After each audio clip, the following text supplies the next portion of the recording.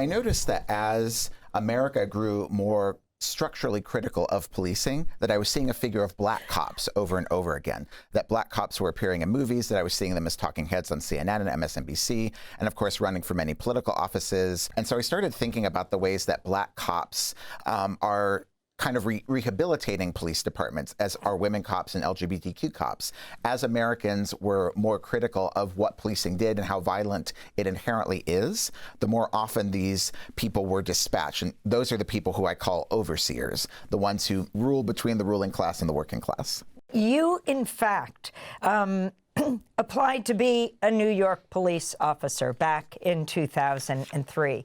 Can you talk about what led you to consider that and your motivations to write this book?